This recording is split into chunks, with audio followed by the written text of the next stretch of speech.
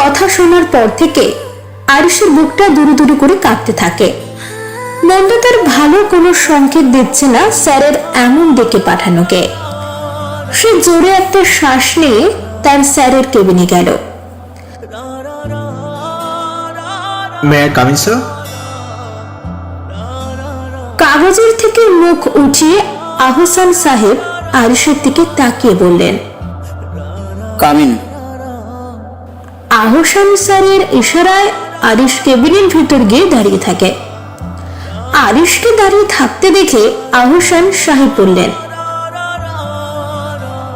দাঁড়িয়ে আছেন কেন মিস্টার আদনান?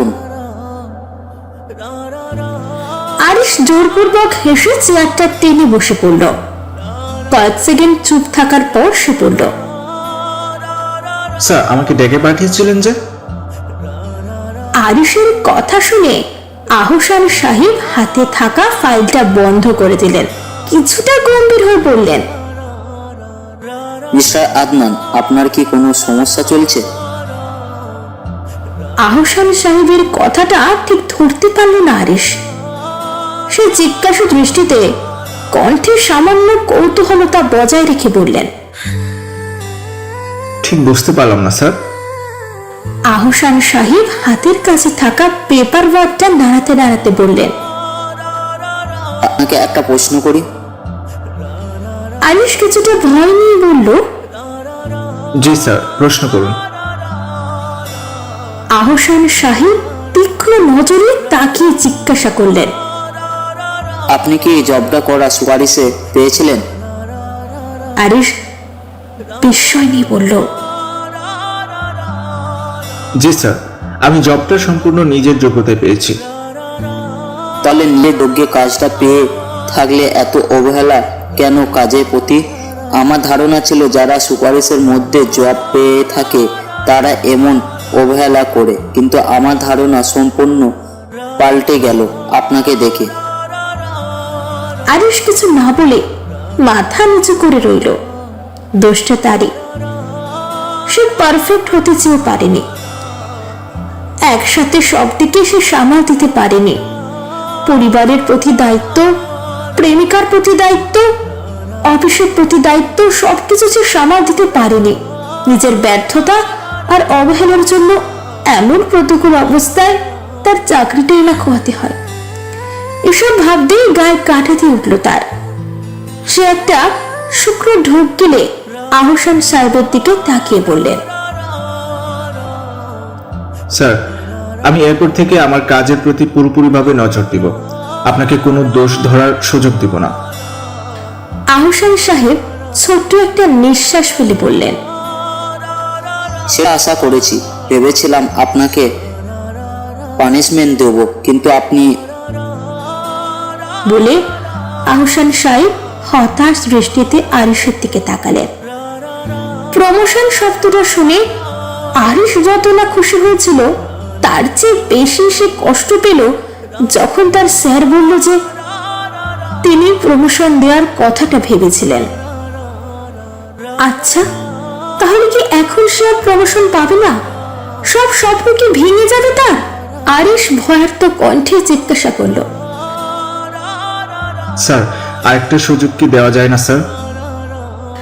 আহসান কিছুক্ষণ চুপ থেকে বললেন, অবশ্যই, তবে আপনাকে পুরো মন দিয়ে কাজ করতে হবে। আরিশ বিস্তৃত একটা হাসি দিয়ে বলল,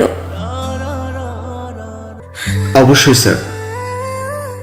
আহসান সাহেব মৃদু হেসে বললেন, ঠিক আছে মিস্টার আদনান, আপনি এখন যেতে পারেন।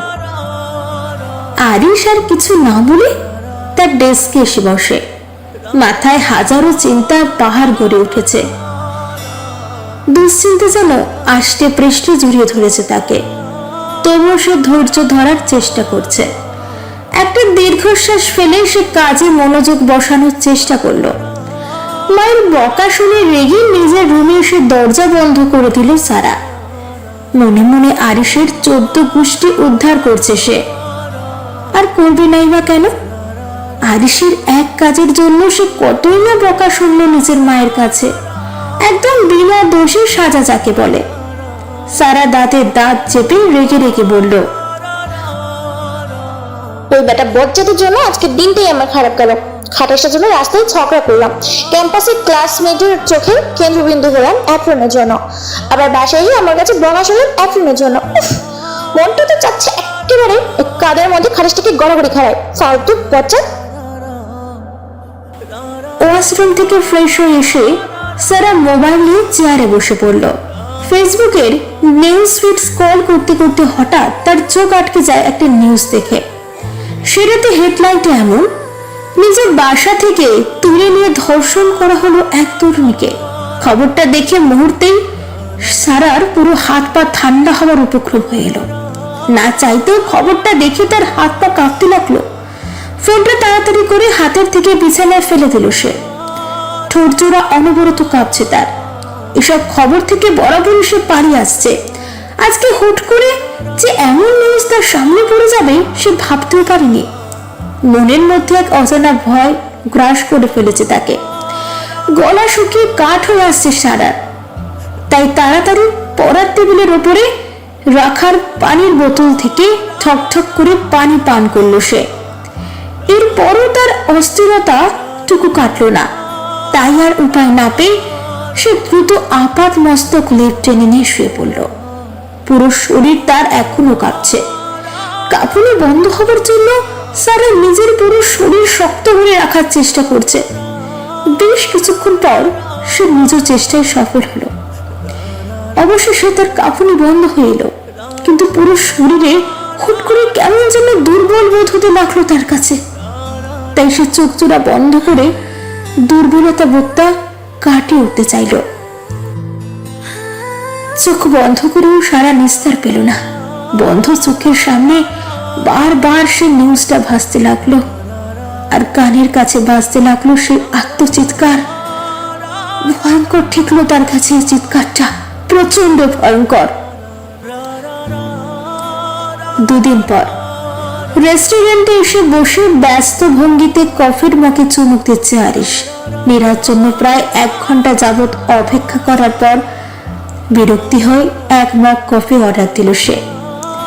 কফি শেষ হবার প্রায় 15 মিনিট পর নীরা রেস্টুরেন্টে আসলো। নীরাকে দেখে একদিকে যেমন আরিশ একটা স্বস্তির নিঃশ্বাস ফেলল, তেমনি আরেকদিকে সে বেশ বিরক্ত হলো। নীরা চেয়ার টেনে আরিশের সামনে বসতে বসতে মুখে একটা জোরপূর্বক হাসি ফুটিয়ে তুলল। আরিশ সেটা দেখেও না দেখার ভান করে বলল, কি অর্ডার দেব বলো? নীরা মৃদু হেসে বলল, তোমার যেটা ভালো লাগে সেটা, আর সরি ফর লেট। আরিশ অভিব্যক্তিহীন চেহারায় বলল, ইটস ওকে। নীরা বুঝল আরিশ বেশ বিরক্ত হয়ে আছে, তাই সে এখন কথা না বলে চুপচাপ বসে রইল। আরিশ খাবার অর্ডার করার বেশ কিছুক্ষণ পর ওইটার খাবার দিয়ে গেল। খাবারের মাঝে নীরা তার কথার দ্বারা আরিশের বিরক্তিরা সব দূর করে দিল। এতে করে দুজনেই পুরো খাবার সময়টুকু বেশ এনজয় করলো। আরিশ আর নীরা খাওয়া দাওয়া করে রেস্টুরেন্ট থেকে 2টো কোক নিল। একটা আরিশ নিজের কাছে রাখলো, অপরটা নীরাকে দিল। নীরাকে কোকের বোতল দিয়ে সে বলল, তুমি আমার বাইকের কাছে যাও, আমি কোকের টাকা দিয়ে আসি। নীরা আরিশের কথা শুনে কোকের বোতলটা নিয়ে কোক খেতে খেতে বাইরে বের হতে গেল। কিন্তু গেটের কাছে এসে সে ধাক্কা খেল সারার সাথে। সারা আর অর্থি মাত্র রেস্টুরেন্টে ঢুকেছে। সারার সাথে নীরার ধাক্কা লাগার ফলে নীরার হাতের কোকের বোতল থেকে পুরো কোক পড়ে গেল সারা আর নীরার পরনের জামা কাপড়ে। এমন আচমকা হয়ে যাওয়া দুর্ঘটনায় নীরা আর সারা দুজনেই প্রচন্ড বিরক্ত হলো। তবে নীরা শুধু যে বিরক্ত হলো তা না, রাগ হলো। ভুলটা অবশ্য তারই ছিল। সে বাইরের দিকে তাকিয়ে হাঁটছিল। কোক পড়ার পর সারা একবার বিরক্তি নিয়ে অস্ফুট স্বরে নীরাকে উদ্দেশ্য করে বলল, ঠঙ্গি কানা মহিলা। সারার এই সম্বোধনটা অবশ্য নীরার কান পর্যন্ত পৌঁছায়নি, আর পৌঁছাবেই বা কি করে। সে তো এখন মনে মনে ভাবছে কি কি বলে তার সামনের মেয়েটাকে ধুইয়ে দেওয়া যায়। নীরার চুপচাপ ভাব থেকে সারা মুখ তুলে একবার নীরার দিকে তাকালো, তো একবার অর্থের দিকে তাকালো। সারা চাহনিটা অবশ্য অর্থে বুঝতে পারলো ঠিকই, তাই সে সারাকে ইশারা করে বলল সামনের মেয়েটাকে সরি বলে দিতে। অর্থের ইশারা পেয়ে সারা বিরক্তি নিয়ে ছোট্ট একটা শ্বাস ফেলল। দোষটা তার নয়, তবুও এই সিচুয়েশন থেকে বের হওয়ার জন্য তাকে সরি বলতেই হবে। তাই সে বিরক্তি নিয়ে নীরার দিকে চেয়ে বলল, সরি আপু, ভুলে হয়তো ধাক্কা লেগেছে। নীরার মুখ থেকে ইটস ওকে শোনার অপেক্ষা করলো সারা, কিন্তু কয়েক সেকেন্ড পরও যখন কিছু শুনতে পেল না সে, তখন আর কিছু না বলে সে অর্থের হাত ধরে নীরার পাশ কাটিয়ে চলে যেতে নিল। কিন্তু নীরা নিজ জায়গায় দাঁড়িয়ে থেকে হাত বাড়িয়ে সারার হাতটা ধরে টান দিয়ে নিজের সামনে এনে দাঁড় করালো। নীরার এমন কাজে সারা ভুরু কুচকে নীরার দিকে তাকিয়ে বলল, এনি প্রবলেম? নীরা গলার আওয়াজ উঁচু করে বলল, ইয়েস, ভেরি বিগ প্রবলেম। আমাকে কোন সাহসে ধাক্কা দিলে তুমি? একই তো সারা ধাক্কা দেয়নি, তার উপর আবার নীরা তার উপর দোষ লাগাচ্ছে। এটা সারা সহ্য করতে পারল না, তাই নিজের অপর হাত দিয়ে শক্ত করে নীরার হাত ধরে নিজের হাত ছাড়িয়ে নিয়ে বলল, ভুলটা আপনার ছিল মিস। নীরা বেশ বদমেজাজি একটা মেয়ে, আর সে কোনো ক্রমেই নিজের ভুল স্বীকার করে না কোনোদিনও। কারণ ছোটবেলা থেকে তার মাথায় এটাই কাজ করে আসছে যে তার দ্বারা কোনো ভুল হতেই পারে না, যা ভুল হবে সামনের মানুষটি দ্বারা হবে। সারার দোষারোপ শুনে নীরা রেগে বলল, নিজের ভুল আমার উপর চাপিয়ে দেওয়ার সাহস পেলে কোথা থেকে? তুমি জানো আমি কে? সারা কোনো চোখ শোনার মতো হেসে বলল, আপনি কোনো মন্ত্রীর মেয়ে বা ডোনাল্ডো চাপের মেয়ে? না তো, তাহলে এত দেমাগ দেখাচ্ছেন কেন? সারার পাশ থেকে অর্থি ফিসফিসি বলল, দোস্ত বাদ দে না এসব, মেয়েটা বেশ ডেঞ্জারাস মনে হচ্ছে, শুধু শুধু কথা বাড়িয়ে লাভ কি? সারা অর্থির দিকে রাগী দৃষ্টিতে তাকিয়ে বলল, হোক ডেঞ্জারাস, তাতে আমার কি? নিজ দোষ করে আমার উপর দোষ চাপাবে আর আমি মেনে নিব? আবার নিজে দোষ স্বীকার না করে বড় বড় কথা বলছে। সারা সব কথা শুনে নীরা তেলে বেগুনে জ্বলে উঠল। সে রেগে বলল, এই মেয়ে, ছোট মুখে বড় বড় কথা মানায় না। সো চুপচাপ নিজের দোষ স্বীকার করো আর আমার ড্রেস নিজের হাত দিয়ে পরিষ্কার করে দাও। সারা অট্টহাসিতে ফেটে পড়ল। সে হাসতে হাসতে বলল, ওরে সোনার চাঁদ, পিতলা ঘুঘুরে, আমার হাত দিয়ে তোমার ড্রেস পরিষ্কার করবো? ভাবলেই বা কি করে? ড্রেস দেখে তো ইচ্ছে করছে রাস্তায় আরো ময়লা এনে ভরিয়ে দিই। ওদিকটায় ঝগড়া ফ্যাসাদ শুনে আরিস তাড়াতাড়ি কাউন্টার থেকে চলে এলো। গেটের কাছে আসতেই সে দেখলো নীরা আর বোরখা পরা মুখ ঢাকা দুটো মেয়ে সামনাসামনি দাঁড়িয়ে আছে। আরিস তা দেখে তাড়াতাড়ি নীরার পাশে এসে দাঁড়িয়ে জিজ্ঞাসা করলো, কি হয়েছে নীরা, এখানে এভাবে দাঁড়িয়ে আছো কেন? নীরা আরিসের দিকে তাকিয়ে কাঁদো কাঁদো সুরে বলল, দেখো আরিশ, এই মেয়েটা আমার গায়ে কুল তুলে দিয়েছে, আবার সরিও বলছে না। সারা এতক্ষণ আরিস আর নীরাকে পর্যবেক্ষণ করছিল। এই দুজনের কথাবার্তা শুনে সে জানতে পেরেছিল সামনের মেয়েটার নাম নীরা আর ছেলেটার নাম আরিস।